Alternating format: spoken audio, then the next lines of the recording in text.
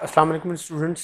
आज आप लोगों की स्ट्रेटेजिक मैनेजमेंट की फिफ्थ चैप्टर की क्लास से स्टार्ट करते हैं। वहीं से स्टार्ट करेंगे जहाँ से प्रीवियस क्लास में हमने जो है वो आपका लेक्चर जो है वो एंड किया था।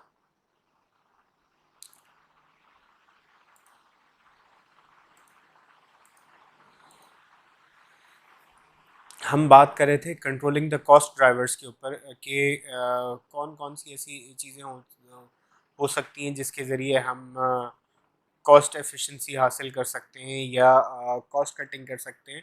और ओवरऑल जो है ना, यानी ओवरऑल कॉस्ट के ऊपर ऐसा नहीं है कि सिर्फ हम प्रोडक्ट को सस्ता बनाएं, प्रोक्योर भी सस्ता करें, मतलब ओवरऑल हम कॉस्ट एक्सपीरियंस की बात कर रहे थे। अब इसके अंदर ये भी चीज़ आ जाती है कि capturing learning experience curve effects. अच्छा, अब इसमें क्या क्या चीज़ें आ जाती हैं?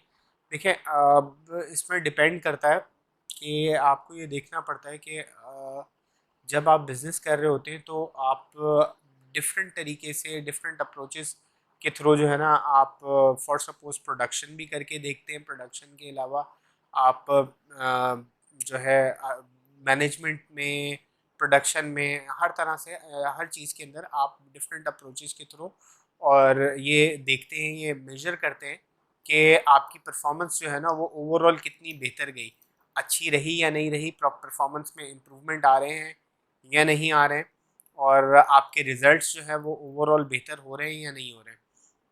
ये सारी चीज़ें आप देखते हैं। फिर उसके बाद आप ये देख रहे होते हैं कि जैसे प्रीवियसली जो टेक्नोलॉजीज़ आप इस्तेमाल करते रहे, उनसे आपको जो है वो फ़ायदा रहा या नहीं रहा, या अगर नई अगर कोई चीज़ अगर आप जो है वो लेके आना चाहते हैं। मिसाल के तौर पे अगर कहीं पे पापड़ की हम एग्ज़ाम्पल ले लेते हैं। पापड़ जो हम ये स्नैक खाते हैं, ये अगर मैनुअली कहीं पे अगर पैकेजिंग अगर हो रही हो, तो ऑब्वियस सी बात है, आपने ये नोट किया होगा कि मैनुअल पैकेजिंग में थोड़ा सा टाइम लगता है। फिर आपने कोई एक ऑटोमेटेड मशीनरी इंपोर्ट कर ली, वो 100 पीसेस पर मिनट जो है वो पैकेजिंग कर रही है, ये सारी चीज़ें कर रही है। आपने मज़ीद आगे चीज़ें देखी कि उससे ज़्यादा इफ़ेक्टिव कोई मशीनरी आ गई जो कि 100 के बजाय 200 पैकेजेस जो है वो पैक कर रही। यानी आपकी जो है वो किस तरीके से टेक्नोलॉजिकल एलिमेंट्स ऐड करके आपकी जो है कॉस्ट के ऊपर अंदर इम्प्रूवमेंट आ सकती है या नहीं आ सकती। और बहुत सारे फैक्टर्स ऐसे हो जाते हैं। प्रोडक्शन को आप और किन मज़ीद चीज़ों से आप बेहतर कर सकते हैं, ये सारी चीज़ें आ जाती हैं। Using the experience and suggestion of worker to install more efficient plant layouts and procedures. फिर अच्छा, ज़रूरी नहीं है कि जो चीज़ें हम कर रहे हों या देख रहे हों, वही हर वक्त जो है ना वो ऑप्टिमल या बेहतरीन रिजल्ट्स लेके आ रही हो।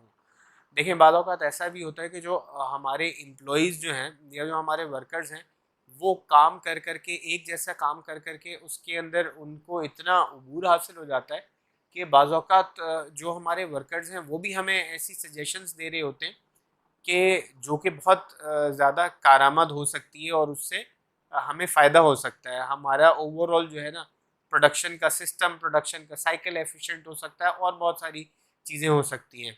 बड़ी मशहूर एग्जांपल है, फोर्ड कंपनी के ओनर हेनरी फोर्ड जो हैं, वो वीक के अंदर जो है ना, हफ्ते में एक दफ़ा जो है ना, जो आम लेबर है उनके साथ असेंबली लाइन के ऊपर काम करते थे। क्यों करते थे? वो इसी वजह से करते थे क्योंकि वो देखना चाहते थे कि जो असेंबली लाइंस के अंदर फर्स्ट हैंड जो है, जो उनके वर्कर्स हैं उनको क्या प्रॉब्लम आ रहा है प्रोडक्शन के अंदर, और उनकी अगर कोई सजेशन है तो वो इम्प्लीमेंट करी जाए, ताकि उस प्रॉब्लम को रेक्टिफाई किए जा सके, या प्रोडक्शन का जो सिस्टम है उसको मज़ीद इम्प्रूव किया जा सके। एक इसी से मिलती जुलती एक मैं आपको एग्जांपल दूंगा। पिज़्ज़ा आप सब लोगों ने खाया होगा डिफरेंट जगहों से। अगर पिज़्ज़ा हट से पिज़्ज़ा खाने का आप लोगों को इत्तेफाक हुआ हो, ऑब्वियसली तकरीबन सभी ने पिज़्ज़ा हट से खाया हुआ होता है। अगर आप लोगों ने पिज़्ज़ा हट से घर पे अगर ऑर्डर करके पिज़्ज़ा लेके आने की, या टेक अवे करके, यानी बॉक्स में, यानी पार्सल करके लेके आने का अगर आपका इत्तेफाक हुआ हो, तो आपने देखा होगा कि जो उनका पिज़्ज़ा आता है उसके ऊपर एक छोटी सी जो है ना वो टेबल टाइप की सी लगी हुई होती है, रेड कलर की। किस लिए होती है वो कोई टेबल छोटी सी तो होती नहीं है, उसके पीछे भी एक लॉजिक है। एक्चुअली एक एम्प्लॉय थे पिज़्ज़ा हट के ही, उनके दिमाग में ये आइडिया आया था कि पिज़्ज़ा जो है जब हम डिलीवर करते तो पूरा डिसएंगेज हो जाता है और वो जितने जो पीसेज हैं उसके वो सब इधर उधर फैल जाते हैं।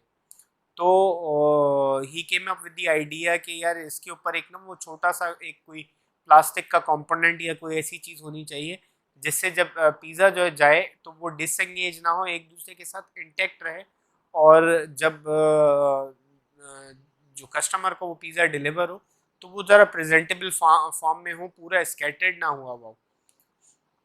तो जो एम्प्लॉई हैं वो पहले गए, वो जाके उन्होंने जो है अच्छा 2 तरह से हम लोग आइडिया या जो भी अपने दिमाग में चीज़ है वो हम इम्प्लीमेंट करवा सकते हैं, बता सकते हैं। बाज़ औक़ात हर एक के साथ ऐसा एक्सपीरियंस हुआ होगा, आप लोगों ने अपनी कोई इनपुट दिया होगा, बाज़ औक़ात वो इनपुट टॉप मैनेजमेंट में जाता है, कभी नहीं जाता। कभी जो हमारे जो इमीडिएट बॉसेस होते हैं वो वही आइडिया जो है वो अपना करके बता देते हैं। तो ये जो पिज़्ज़ा हट के एम्प्लॉई थे, इन्होंने क्या किया, इन्होंने जाके इस आइडिया को पहले जाके पेटेंट कराया। पेटेंट कराने के बाद पूरे जो डायरेक्टर्स थे या जो मेन पिज़्ज़ा हट जो जो जो जिस नाम के जो ओनर थे, उनको जाके जो है ना वो ये आइडिया पिच किया और बोला कि जी मेरे पास आइडिया है, ये इस तरीके से ये चीज़ हो सकती है। तो देन उन्होंने फिर अपना आइडिया इस तरह से इम्प्लीमेंट कराया। अब होता ये है कि हमें जो है अगर हम थोड़ा-सा डिट्रैक हो रहे हैं, मगर आपको एक्सप्लेन कर देता हूँ कि हम लोगों को जो है आइडिया पैटर्न वगैरह का इतना आइडिया नहीं है कि आइडिया या टेक्निक्स जो है वो डिफरेंट पैटर्न होती हैं, या जो इक्विपमेंट्स हैं काम करने के प्रोसीजर्स या चीज़ें ये पैटर्न होती हैं। पाकिस्तान से बाहर ये सारी चीज़ें प्रैक्टिस हो रही होती हैं। उन साहब को पता था, उन्होंने पैटर्न कराने के बाद ये चीज़ इम्प्लीमेंट कराई। अब होता है क्या है कि अगर आपका कोई आइडिया पैटर्न है और कोई चीज़ कॉपीराइट प्रोटेक्टेड है या आपका वो पेटेंट हुई भी कोई चीज़ है, अगर उसको उसके ऊपर अगर कोई इम्प्लीमेंटेशन करता है या उस सिस्टम को अगर कोई यूज़ करता है तो उसको फिर आपको रॉयल्टी देनी होती है। यही हुआ कि उन साहब के पास जो आइडिया था वो उन्होंने टॉप मैनेजमेंट के सामने रखा। फिर वो जो मैनेजमेंट है वो स्ट्रेट अवे उस आइडिया को इम्प्लीमेंट नहीं कर सकती थी, उनको फिर उसकी रॉयल्टी देना पड़ी। और रॉयल्टी टिल अभी तक भी जो भी ये जो है ना इस आइडिया को इम्प्लीमेंट कर रहे होते हैं तो पहले रॉयल्टी ज़्यादा होती है, आई गेस को 5-10 साल तक, फिर 20 साल बाद उसकी रॉयल्टी फ़ीस कम होती रहती है। बट होता ये है कि ताहयात जो है ना वो रॉयल्टी फ़ीस चलती ही रहती है। फिर उसके बाद आ जाते हैं they added speed and effectiveness that occurs from repeatedly picking sites for and building new plants, retail outlets and distribution centres. फिर उसके बाद आप टाइम टू टाइम देखते रहते हैं कि कहाँ कहाँ किन किन जगहों के ऊपर आप अपनी न्यू जो है ना साइट्स अगर आप खोल रहे हैं या अपने न्यू आउटलेट्स खोल रहे हैं तो वो कितने ज़्यादा सक्सेसफुल रह रहे हैं, कामयाब रह रहे हैं, नहीं रह रहे हैं, और कहाँ-कहाँ पे आपको अच्छा पॉजिटिव रिजल्ट आ रहा है। और उस रिजल्ट को आप देखते हुए जो है ना मज़ीद अपनी एक्सपेंशन करते जाते हैं कि जैसे एक जगह पे आपने कोई रिटेल आउटलेट खोली, आपको लगा कि नहीं यार बड़ा बेहतरीन है, ठीक है यहाँ हमें अच्छा रिजल्ट मिल रहा है, तो बिल्कुल उसके करीब ही नहीं बट देख के उसी से मिलती-जुलती किसी और जगह के ऊपर भी आप एक्सपेंशन की तरफ जा सकते हैं। फिर aggressively manage low cost providers pay diligent attention to capturing the benefits of learning experience and keeping these benefits priority to whatever extent। फिर उसके बाद आपने देखना है कि ओवरऑल जो है ना किन किन चीज़ों के अंदर जो है आपको कम पैसे लगा के अच्छा बेनिफिट मिल रहा है, और और फिर उसके बाद आप उन ही चीज़ों को आप कोशिश करें ज़्यादा कैपिटलाइज करने की। देखें हम जो है ना बाज़ औक़ात जितनी भी ऑर्गेनाइजेशंस हैं वो, जैसे मैं प्रीवियसली भी एग्जांपल आप लोगों को देता रहा हूँ, रोल्स रॉयस की, टोयोटा की, रेंज रोवर की, जैगवार की, इसी तरह से हर ऑर्गेनाइजेशन के पास जो है ना उनका प्रोडक्ट पोर्टफोलियो डिफरेंट होता है। टॉप एंड पे भी होता है, हाई एंड पे भी होता है, महंगी प्रोडक्ट्स भी होती हैं, सस्ती प्रोडक्ट्स भी होती हैं। और डिपेंड कर रहा होता है, सस्ती प्रोडक्ट्स भी बाज़ औक़ात ऐसा होता है कि सस्ती प्रोडक्ट भी ज़्यादा सेल आउट होने की वजह से या ज़्यादा इजीली जो है ना लो कॉस्ट में बनने की वजह से या आपको जो है ना कॉस्ट एडवांटेज की वजह से जो है ना वो आपको बेनिफिट या प्रॉफिट ज़्यादा दे रही होती है। तो फिर ऑब्वियस सी बात है, जो चीज़ बेनिफिट या प्रॉफिट अगर ज़्यादा चीज़ें जो दे रही हो, फिर आप कोशिश करते हैं कि उसी के ऊपर ध्यान ज़्यादा दें या उसी की एक्सपेंशन की तरफ ज़्यादा जाने की कोशिश कर रहे होते हैं इन टर्म्स ऑफ सेल। अब आ जाते हैं control percentage of capacity utilisation. इसमें क्या आ जाता है, higher rate of capacity utilisation allows depreciation and other fixed costs to be spread over large unit volume, thereby lowering fixed cost per unit। देखिए होता ये है कि फॉर सपोज जैसे मैंने आपको पहले भी बताया था कि जब आप बड़ा प्लांट अगर लगाते हैं तो जो ओवरऑल उससे रिलेटेड जो आपकी कॉस्ट है वो जो कुछ फिक्स्ड कॉस्ट जो है ना वो उतनी ही रहती है। अब होता क्या है कि जब उस बड़े प्लांट को आप ऑप्टिमल लेवल के ऊपर जब आप चला रहे होते हैं तो फिर फायदा हो रहा होता है। बड़े प्लांट के ज़रिए कम प्रोडक्शन लेना वो भी नुकसानदा होता है और छोटे प्लांट से जो है वो ज़रूरत से ज़्यादा प्रोडक्शन लेना वो भी बाज़ औक़ात नुकसानदेह होता है। क्यों? देखिए बड़े प्लांट की जो है ना उसको लगाने की जो कॉस्ट है वो ज़्यादा आ जाती है। छोटे प्लांट को जो है वो लगाने की कॉस्ट कम पड़ती है, मगर अगर उसको ज़रूरत से ज़्यादा कैपेसिटी पे चलाते हैं तो प्लांट के अंदर खराबियाँ ज़्यादा आ रही होती हैं। तो आप कोशिश ये कर रहे होते हैं कि ऑप्टिमल लेवल के ऊपर प्रोडक्शन लेके जाएं या प्रोडक्शन लें। जैसे मिसाल के तौर पे मैंने आपको बताया था कि एक विसिनिटी अगर आप लेते हैं, मिसाल के तौर पे एक जगह अगर आप रेंट आउट करते हैं फॉर सपोज 200 स्क्वायर यार्ड्स की या 250 स्क्वायर यार्ड्स की फॉर प्रोडक्शन यूनिट, तो कमोबेश रेंट उसका करीब करीब ही रहेगा। ठीक है, अगर कोई एक जगह आपको 40,000 की मिल रही है तो दूसरी 45,000 की, थोड़े से डिफरेंस है, अप एंड डाउन मिलेगी। अब डिपेंड करता है इतनी बड़ी जगह के अंदर आप मशीनरी या अपना इक्विपमेंट कितना लगाते हैं। अगर उस जगह को आप मैक्सिमम यूटिलाइज अगर आप करते हैं और अगर उसके अंदर मैक्सिमम मशीनरी अगर लगाते हैं तो उससे क्या होगा, आपको मैक्सिमम जो है ना वो कॉस्ट आएगी और आपकी जो फिक्स्ड कॉस्ट है जैसे रेंट की कॉस्ट हो गई या और दूसरी जो है ना कॉस्ट उसके साथ इनकर हो रही होती है, उसकी जो है ना फिर वो कॉस्ट जो है ना जब आप ज़्यादा यूनिट अगर प्रोड्यूस कर रहे होते हैं तो उसकी कॉस्ट सबके अंदर डिस्ट्रीब्यूट हो जाती है।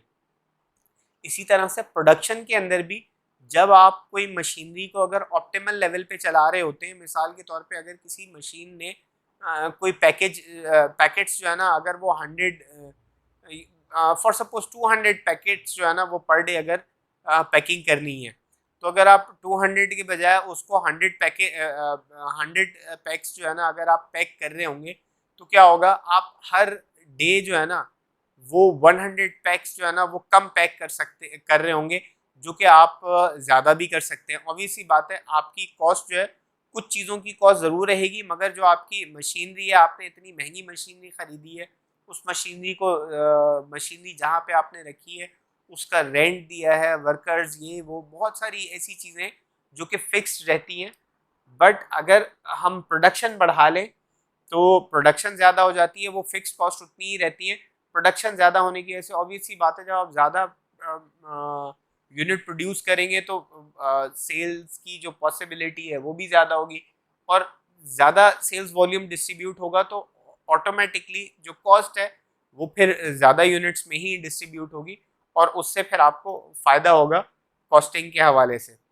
फिर the more the capital intensive the business or higher the fixed cost as per percentage of total cost, the more important the full capacity operations। देखिए जितना ज़्यादा जो है ना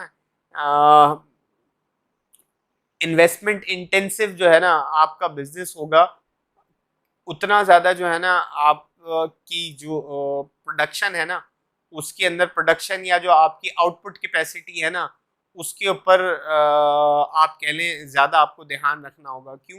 क्योंकि जितना ज़्यादा यानी कॉस्ट के हवाले से इंटेंस बिजनेस होगा उसमें ये होगा कि जितना ज़्यादा प्रोडक्शन आप बढ़ाएंगे उतना ज़्यादा आपको कॉस्ट कम पड़ेगी। अगर जो नॉर्मल आपके बिजनेस हैं या छोटे आप बिजनेसेस की अगर आप बात कर लें, कोई छोटा प्रोडक्शन यूनिट कह लें, कोई फास्ट फूड चेन आप कह लें, या इस किस्म की जो चीज़ें, उसके अंदर क्या होता है कि उसमें आपकी जो है ना ओवरऑल कॉस्ट बहुत ज़्यादा इंटेंस नहीं होती।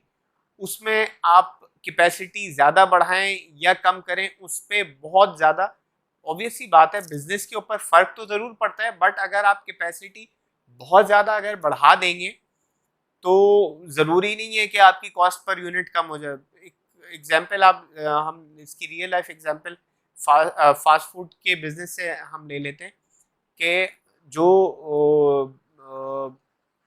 किसी हद तक जैसे शॉप रेंट है आपका या आउटलेट का रेंट है वो आपका उतना ही रहेगा, आपके कुछ ओवरहेड बिल्स वगैरह या जो भी एक्सपेंसेस हैं वो उतने ही रहेंगे।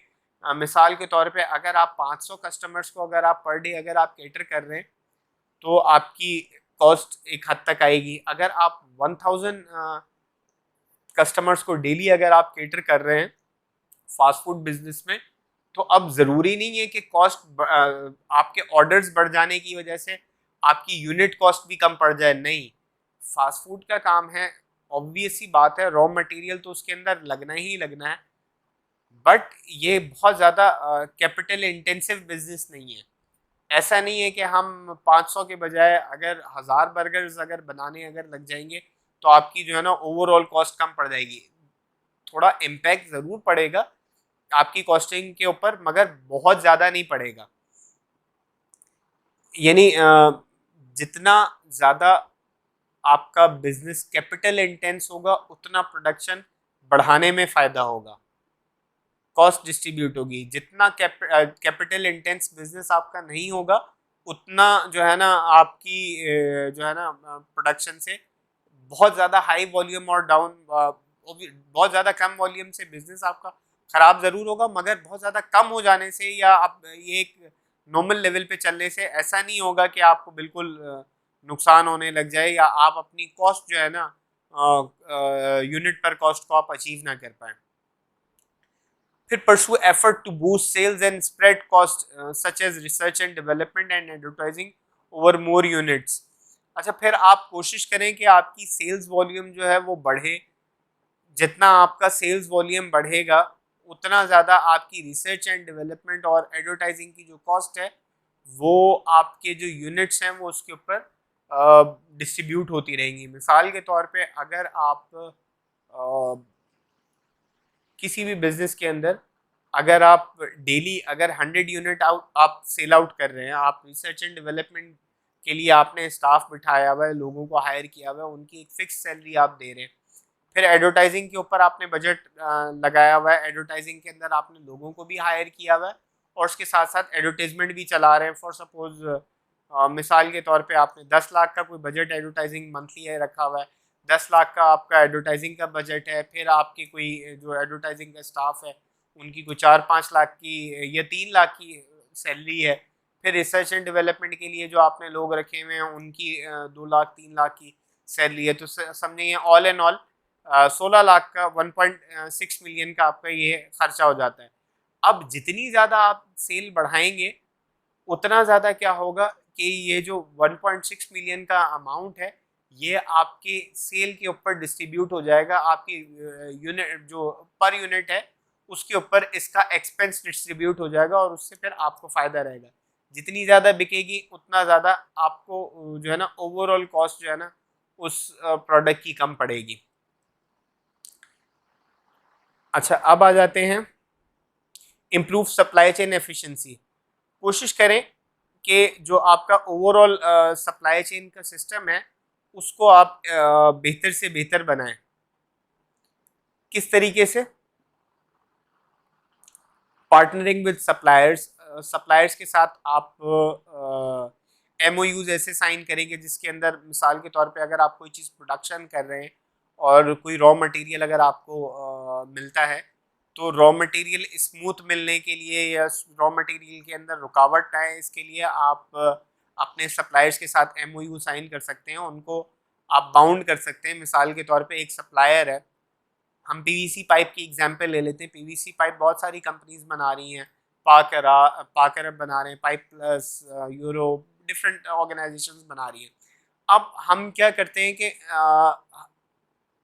तकरीबन जो है ना अज्यूम कर लेते हैं हम कि मार्केट में 3 बड़े सप्लायर्स हैं और वही इंपोर्ट करते हैं और वही उसका रॉ मटेरियल जो है वो रेजन जो है वो पाइप के लिए वो सप्लाई करते हैं। अब क्या है कि अगर हमें प्रोडक्शन करनी है स्मूथली, अगर हमें प्रोडक्शन करनी है, हमारे पास बहुत ज़्यादा ऑर्डर्स हैं, तो हमें हाँ ये मेक श्योर करना होगा कि हमारे पास जो है वो रॉ मटेरियल जो है ना वो टाइमली आता रहे और उसमें कोई अप एंड डाउन ना हो, उसमें एज सच कोई प्रॉब्लम ना हो।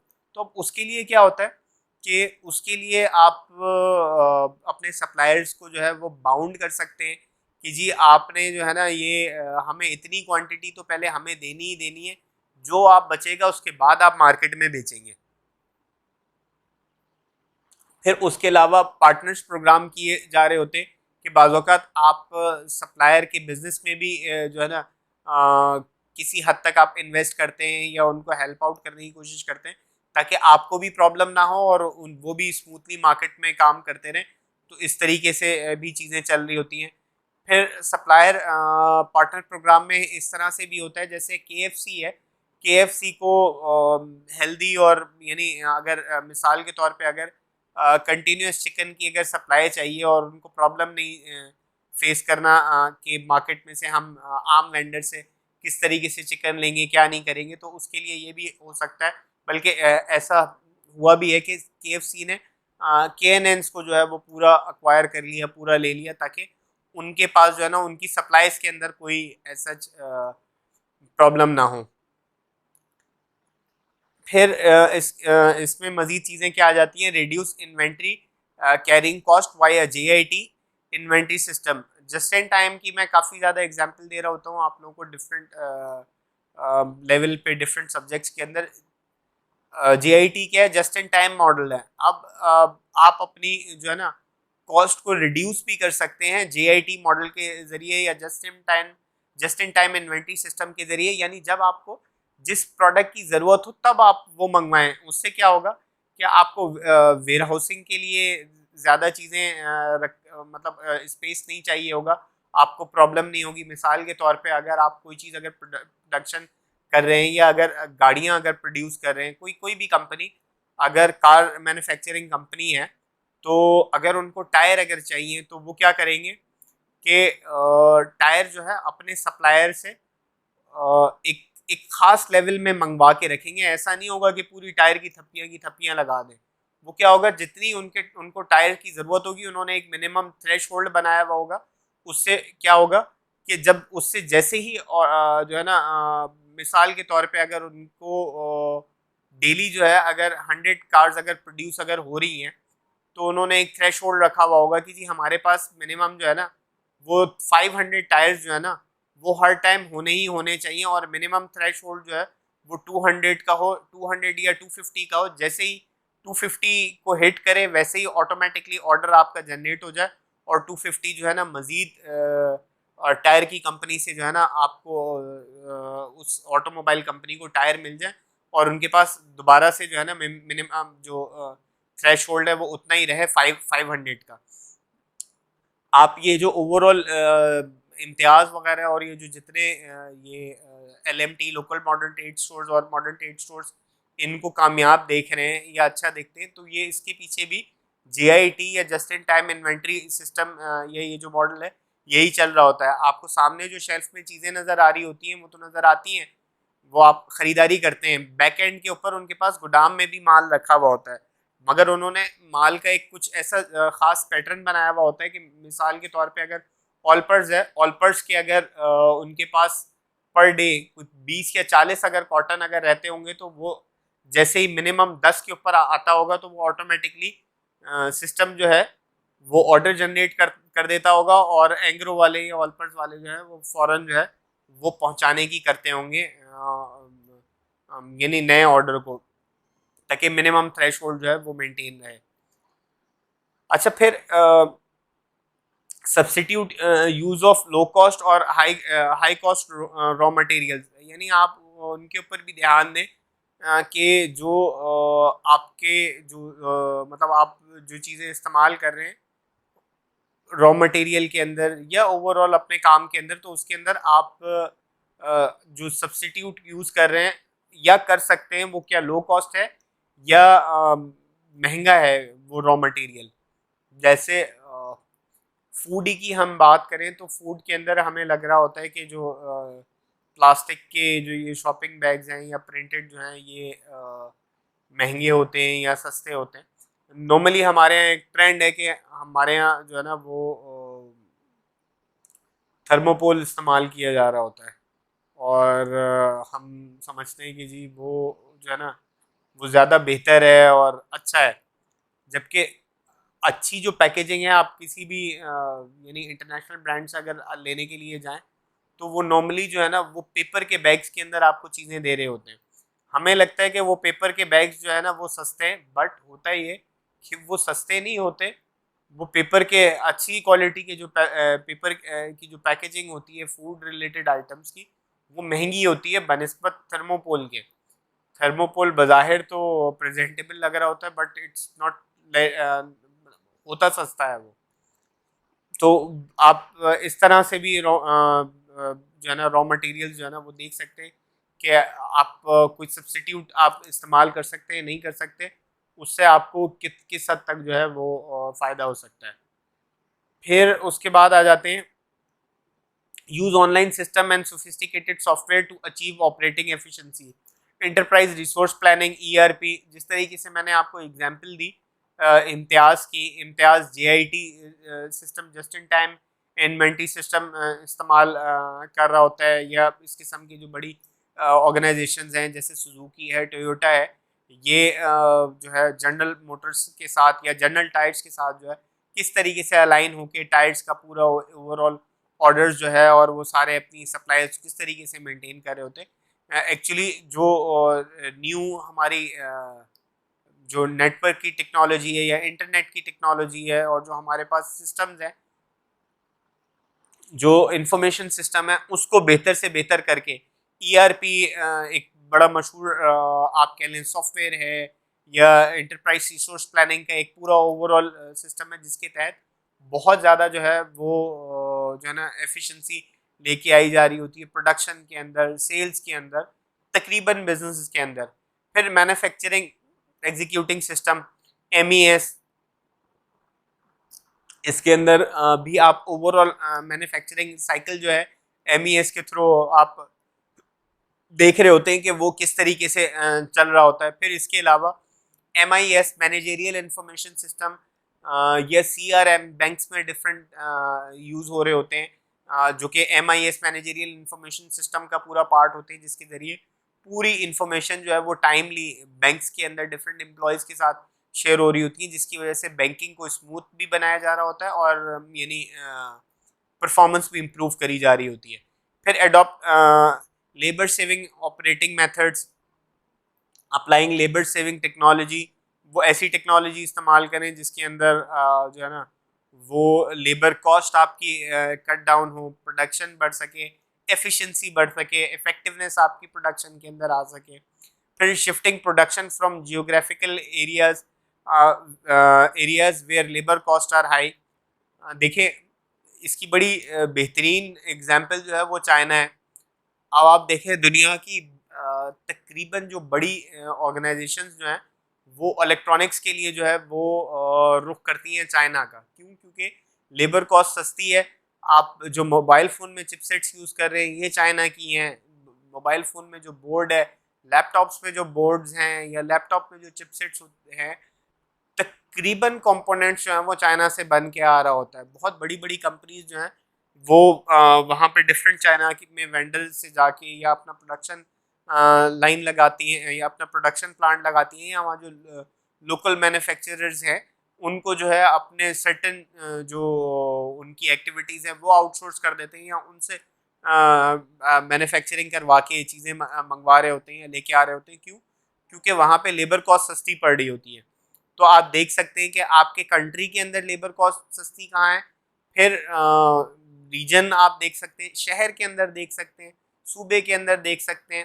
फिर उसके बाद कंट्रीज़ के अंदर भी देखा जा रहा होता है कि कॉस्ट कहाँ पे सस्ती पड़ रही है, और फिर वहाँ पे अपने प्रोडक्शन प्लांट्स जो है ना वो शिफ्ट किए जा रहे होते हैं। फिर avoiding use of union labour, where possible कोशिश करें कि जो ओवरऑल जो लेबर यूनियन वगैरह या इस किस्म की जो चीज़ें ग्रुपिंग होती है उनको आप अवॉइड करें, क्योंकि उनके अंदर एक्चुअली होता ही है कि जो लेबर है उनको भी ऐसा कुछ इतना नहीं मिलता। और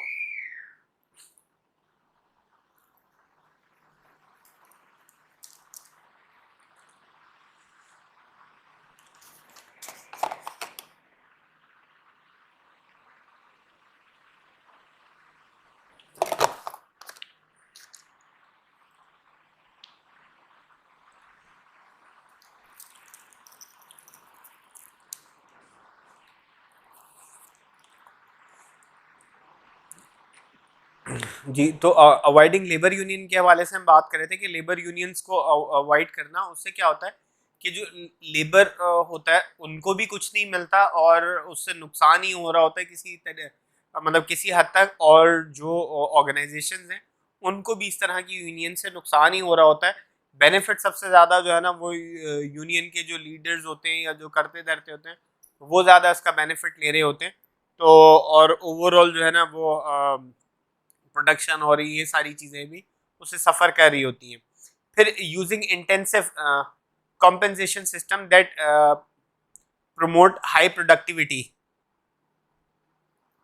फिर इस तरह का जो है ना वो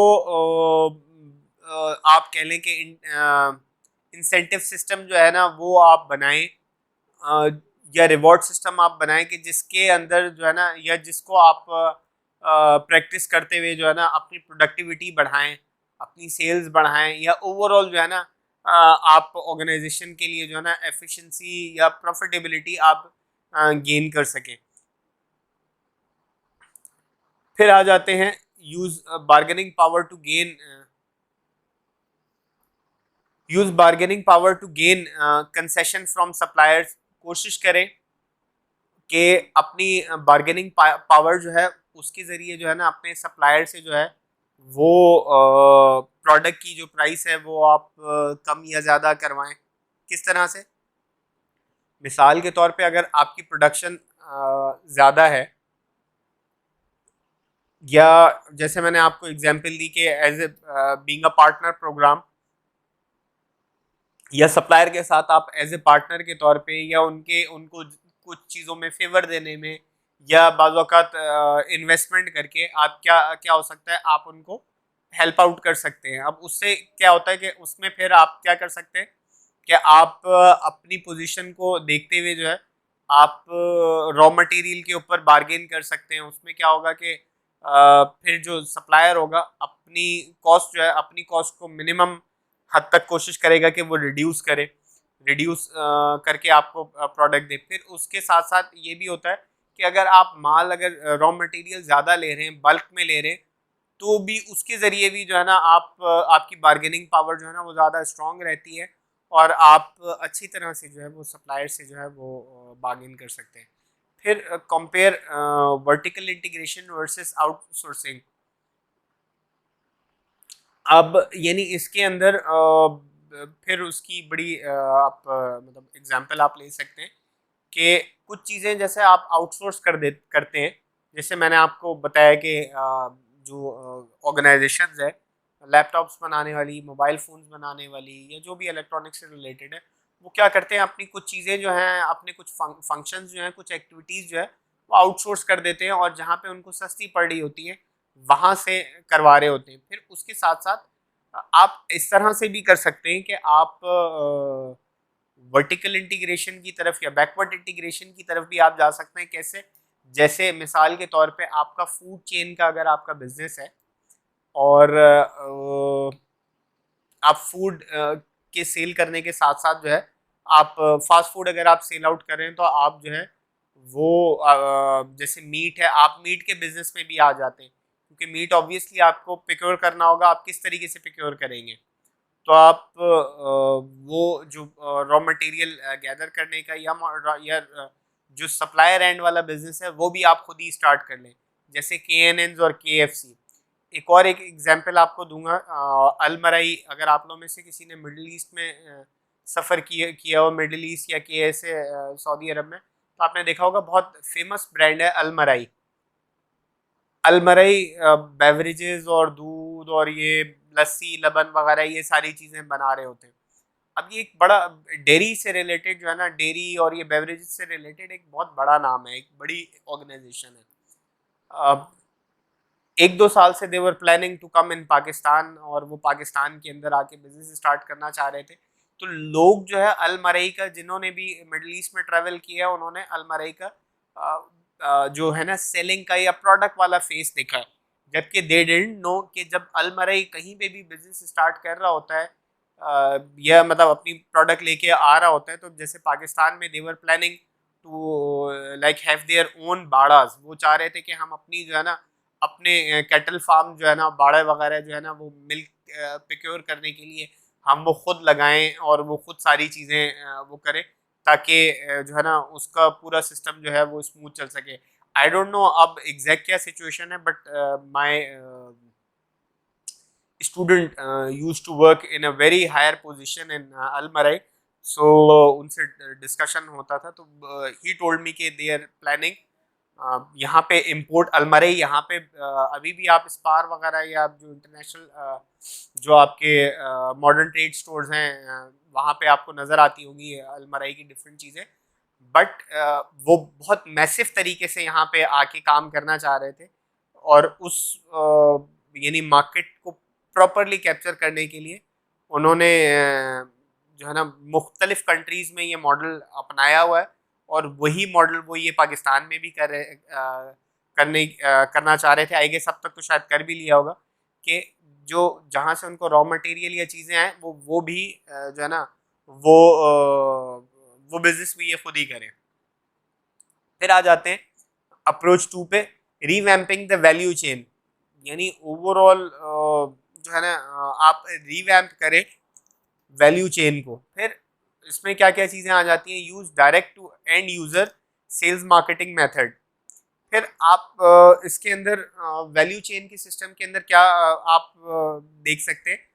एक तो ये कि direct to end user sales marketing method, यानी आप कोशिश करें कि डायरेक्टली जो है वो कस्टमर्स तक जो है, कस्टमर्स या कंज्यूमर्स तक जो है ना वो जाके अपनी प्रोडक्ट्स जो है वो सेल आउट करें या उनके पास लेके जाएं, और बीच में चीज़ें जो है वो कट डाउन करें। जैसे मैंने आपको इस चैप्टर के शुरू में भी एग्जांपल दी थी, अलकरम, गुल अहमद, ये इन्होंने क्या किया था, ये जो बीच के इंटरमीडियरीज हैं उनका जो है ना डिस्ट्रीब्यूटर हो गए, रिटेलर हो गए, होलसेलर हो गए, इन सबको बीच में से कट डाउन करके प्रोडक्ट जो है वो सेल आउट करना स्टार्ट कर दिया। अगर वैसे अगर आप देखें तो गुल अहमद, खाड़ी और ये जितने जो ब्रांड्स हैं जो अपने आउटलेट्स जिनके जो रन कर रहे होते हैं, वो अगर आप देखें तो जो आम छोटी शॉप के ऊपर जिस चीज़ के अंदर, जिस प्राइस के अंदर आपको कपड़ा या चीज़ें मिलता है, वही चीज़ें जो है ना आपको ये इन बड़े ब्रांड्स के अंदर जो है ना वो भी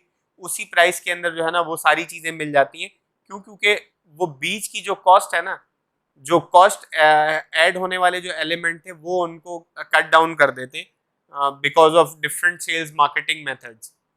फिर make greater use of online technology application. फिर आप कोशिश करें कि जो आपकी जो ई कॉमर्स है या जो उसको जो है ना ऑनलाइन टेक्नोलॉजीज को बेहतर तरीके से इस्तेमाल करते हुए आप कस्टमर्स को कैप्चर करें, आप मार्केट को कैप्चर करें, आप प्रोडक्ट बेहतर तरीके से यानी प्रिक्योर करने की कोशिश करें। क्योंकि जो चीज़ हो सकता है कि आप पाकिस्तान में से ले रहे हो सकता है आपको डायरेक्टली किसी सप्लायर, इंटरनेशनल सप्लायर से वो चीज़ सस्ती मिल जाए। ये सब कुछ आप ऑनलाइन टेक्नोलॉजी के थ्रू ही कर सकते हैं। फिर internet technology has revolutionise supply chain management, वही सारी चीज़ें। फिर प्रोक्योरमेंट सॉफ्टवेयर पैकेजेस, जिस तरीके से मैंने आपको ईआरपी की एग्जांपल दी, ईआरपी के जो है ना वो डिफरेंट जो हैं उसकी एप्लीकेशंस हैं, उसके थ्रू जो है वो आप ये ओवरऑल जो अपना प्रोक्योरमेंट का सिस्टम जो है उसको स्मूथ कर सकते हैं, बेहतर कर सकते हैं। फिर retailer can install online system that rely data from cash register at the checkout counter back to manufacturer and their suppliers. जैसे मैंने आपको एग्जांपल दी थी इम्तियाज़ की कि जैसे ही एक थ्रेशोल्ड इम्तियाज़ के अंदर हर शेल्फ का या हर प्रोडक्ट का जो उन्होंने मेंटेन किया हुआ है वो नीचे जाता है, तो ऑटोमेटिकली सिस्टम से जो है ना वो ऑर्डर जो है वो जनरेट हो जाता है और वो कंपनी के पास चला जाता है और वो प्रोडक्ट खुद ही आ जाता है। जैसे अगर लोग अगर ऑल पर्स परचेज कर रहे हैं तो उनको मैनुअली चीज़ें जाके चेक करने की ज़रूरत नहीं है।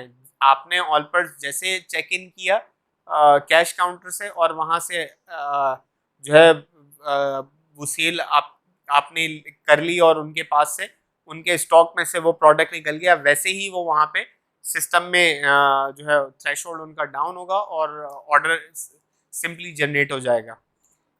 फिर manufacturer can use online system to collaborate closely with parts and component supplier in designing new product and shortening the time it takes to get them reduction।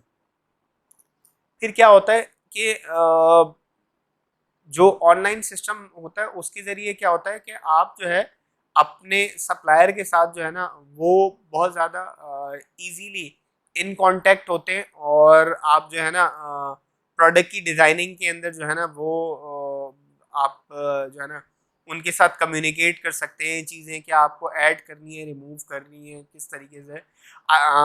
अब इसके अंदर भी मैं आपको रियल लाइफ एग्जांपल दूंगा। I used to work in a mobile phone company, तो उसके जो सप्लायर थे वो ऑब्वियस सी बात है बहुत सारी जो कंपनीज़ हैं जैसे यहाँ पे यहाँ की जो जो मशहूर कंपनीज़ हैं जैसे क्यू मोबाइल है, ओप्पो है या और डिफरेंट कंपनीज़ हैं। इनके सप्लायर्स या जो इनके मैन्युफैक्चरर बनाने वाले जो हैं ये सब मोस्टली जो है तकरीबन सब चाइना में होते हैं। तो अभी तो ज़्यादातर कंपनीज़ के जो है ना वो मॉडल्स ऐसे आ रहे हैं जो कि यूनिवर्सल मॉडल हैं, एक नहीं तकरीबन सारे कंट्रीज़ में वो ऑफ़र हो रहे होते हैं। पहले क्या होता था कि 2011-10 की अगर मैं बात करूँ तो उसमें होता था कि हम जो है अपने सप्लायर्स के साथ इन कांटेक्ट होते थे, जो हमारे चाइना में सप्लायर्स होते थे। हमें कैमरा कौन सा ऐड करना है, कैसा ऐड करना है, कौन सा फीचर ऐड कराना है, कौन सा रिमूव करना है, किस तरह की जो है ना वो फ़ोन की जो है ना बेसिक बॉडी होगी और उस बॉडी के अंदर फिज़िकली क्या चीज़ें हमने ऐड करनी है और उसके अलावा सॉफ्टवेयर के अंदर क्या चीज़ ऐड करनी है, हटानी है। ये सारी चीज़ें जो है ना हम बड़ी ईज़िली जो है ना वो ऑनलाइन सिस्टम होने की वजह से अपने सप्लायर से कम्युनिकेट कर लेते थे। ऑब्वियस सी बात है हमने ना कभी उनकी ऑर्गेनाइजेशन देखी थी, ना चाइना विज़िट किया था। हम एक ही जगह पे बैठ के जो है ना अपने ऑफिसेज़ में बैठ के उनसे जो है वो कम्युनिकेट करते थे और जो हमारी चीज़ें या हमारी रिक्वायरमेंट होती थी हम उनके सामने रखते थे और वो हमारे सामने के जो जो चेंजेस हो सकती हैं या नहीं हो सकती और उस हिसाब से हम काम करवाते थे। फिर streamline operations by eliminating low value added और अननेसेसरी वर्क स्टेप्स। फिर वही वाली चीज़ के जो ऐसे एलिमेंट्स जो हैं जो कि लो वैल्यू ऐड कर रहे हो, वैल्यू एडिशन उनका कम हो और टाइम उसमें ज़्यादा कंज्यूम हो रहा हो और वैल्यू एडिशन ऐसा जो सवाले से कम हो रही हो, तो हम ऐसी चीज़ों को हम कट डाउन कर दें या हटा दें अपने ओवरऑल वैल्यू चेन के जो है ना वो उस प्रोसेस के अंदर से। कंप्यूटर असिस्टेड डिज़ाइन टेक्नोलॉजीज, फिर standardising parts and component across model. वही वाली चीज़ जैसे आपको पहले भी मैं एग्जांपल दे चुका हूँ कि ऐसे कंपोनेंट्स यूज़ करना जो कि कॉमनली तमाम मॉडल्स के अंदर चल जाएं। फ़ोन्स के हम एग्जांपल ले सकते हैं, फ़ोन्स के अंदर सबके अंदर जो एयर पीस लग रहे होते हैं वो तकरीबन एक जैसे होते हैं। माइक जो है वो एक ही होता है, माइक बार बार नहीं बदलता। चलें एलसीडी बदल जाती है, माइक नहीं बदलता, एयर पीस नहीं बदलता। स्पीकर्स जो हैं वो फ़ोन्स टू फ़ोन्स जो है ना वो एक ही जैसे होते हैं और बहुत सारी चीज़ें होती हैं, काफ़ी सारी आईसीज़ होती हैं जो कि तकरीबन सब में एक ही जैसी होती हैं। फिर relocate facilities closer to supplier और कस्टमर। अपनी जो ओवरऑल प्रोडक्शन की जो आपकी जगह है वो या तो आप अपने सप्लायर के करीब ले जाएं या फिर जो कस्टमर्स हैं उनके करीब आप अपना पूरा ओवरऑल सेलिंग का या जो अपना प्रोडक्शन का सिस्टम ले जाएं ताकि जो है ना वो कस्टमर तक पहुंचने में उसकी जो है ना वो कॉस्ट मैक्सिमम रिड्यूस हो सके। फिर offer basic no frills product services, फिर कोशिश करें ऐसे, कोशिश करें इस किस्म के जो है ना अपने कस्टमर्स को जो है ना वो प्रोडक्ट ऑफर करें जिनके अंदर जो है ना बेसिक चीज़ें जो है ना वो हों, वो पूरी हों। इस तरह की चीज़ें भी आप ऑफ़र करें जिस तरह से मैं आपको प्रीवियसली क्यू मोबाइल की ही एग्जांपल दे चुका हूँ कि क्यू मोबाइल अभी तक मार्केट में क्यों ज़िंदा है या क्यों मौजूद है, जबकि स्मार्टफोन्स जो हैं क्यू मोबाइल के ऐसा बहुत ज़्यादा नहीं आ रहे। बट अगर आप बार फोन्स देखें या नंबर वाले फ़ोन्स अगर देखें तो क्यू मोबाइल अभी भी आपको मार्केट में नज़र आएगा। उसकी वजह ये है कि जो बेसिक जो एलिमेंट्स या जो भी चीज़ें हैं फ़ोन के अंदर जो होनी ही चाहिए, अच्छी रिसेप्शन, बैटरी टाइमिंग वगैरह, ये सारी चीज़ें जो हैं वो लो एंड की क्यू मोबाइल फ़ोन में अच्छी हैं। और क्यू मोबाइल ने एक ब्रांड नेम भी, रेपुटेशन बनाया हुआ था, तो उस वजह से जो बेसिक उनके फ़ोन्स थे बगैर शशकों वाले या जो नॉर्मल जो यानी फ़ोन की जो बेसिक नीड है या बेसिक कंपोनेंट्स है उसके साथ जो चीज़ें ऑफ़र हो रही हैं वो उनकी बहुत बेहतर हैं, अच्छी हैं। इस वजह से उनको कॉस्ट भी अच्छी रहती है और आप जो है ना मार्केट में बड़े इजीली सरवाइव कर पा रहे होते हैं। फिर उसके बाद ऑफर लिमिटेड प्रोडक्ट सर्विसेज, फिर आप कोशिश करें कि जो आपकी प्रोडक्ट ऑफरिंग है या सर्विसेज है वो लिमिटेड आप ऑफर करें। ऐसा नहीं है कि आप बिल्कुल जो है ना वो जुमा बाजार लगा दें अपनी प्रोडक्ट पैकेजेस या सर्विसेज का। मिसाल के तौर पे अगर आप गाड़ी बनाने वाली कंपनी है तो प्रोडक्ट्स जो है वो या जो डिफरेंट अपना प्रोडक्ट पोर्टफोलियो हो वो आप इतना रखें जिसमें फिर लोग डिफ्रेंशिएट कर सकें। मोबाइल फ़ोन भी आप इतने मॉडल्स निकालें कि जिसके अंदर जो है लोग रिलेट कर सकें कि हाँ ठीक है यार, ये इनमें फ़र्क ऐसा ही है, थोड़े थोड़े फ़र्क से फ़ोन का मॉडल चेंज हो रहा हो। ऐसा ना हो कि थोड़े से फ़र्क से दो दो फ़ोन्स या दो मॉडल्स मार्केट में हों और उनमें कोई ऐसा ज़्यादा फ़र्क ना हो। और उसका फिर नुकसान क्या होता है, फिर प्रोडक्ट कैनिबलाइजेशन स्टार्ट हो जाती है। जिस तरीके से क्यू मोबाइल की फेलियर जो है उसकी वजह ही सबसे बड़ी है प्रोडक्ट कैनिबलाइजेशन, क्योंकि क्यू मोबाइल ने एक ही सेगमेंट के अंदर बहुत ज़्यादा प्रोडक्ट और ऑफरिंग जो है ना प्रोडक्ट पोर्टफोलियो अपना बहुत ज़्यादा बढ़ा लिया था। यानी थोड़े थोड़े से डिफरेंस से बहुत सारे फ़ोन्स मार्केट में अवेलेबल थे, जिसकी वजह से लोगों को मुश्किल होती है कि यार हम चूज़ किस में से करें। इसी तरीके से मैं अपने ऑनलाइन डिफरेंट जो शॉर्ट लेक्चर्स हैं उसके अंदर सबवे की भी एग्जांपल दे चुका हूँ। सबवे एक इंटरनेशनल ब्रांड है और बहुत ज़्यादा रैपिडली ग्रो कर रहा था। सबवे की बीच में एक टाइम था कि सबवे की फ्रेंचाइजेस दुनिया में सबसे ज़्यादा तेज़ी से बढ़ रही थी और थी। उसकी ये एक दो सबसे बड़ी वजूहत थी। एक तो ये थी कि सबवे की फ्रेंचाइज फीस बहुत मिनिमम थी, बहुत ज़्यादा नहीं थी as compare to KFC, McDonald, Pizza Hut. और उसके साथ साथ ये था कि सबवे जो है ना सबवे वालों की फीस कम होने के साथ साथ ऐसा बहुत ज़्यादा रिस्ट्रिक्शंस और बहुत ज़्यादा यानी आप क्या कहेंगे रिस्ट्रिक्शंस और वो नहीं थी, काफ़ी सारी चीज़ों की कैपिंग नहीं थी जैसे KFC और मैकडोनल्ड वगैरह ये कर रहे होते हैं। मगर उसका नुकसान ये हुआ कि अमेरिका में ही हर दूसरी गली के अंदर जो है ना वो सबवे खुलना शुरू हो गया।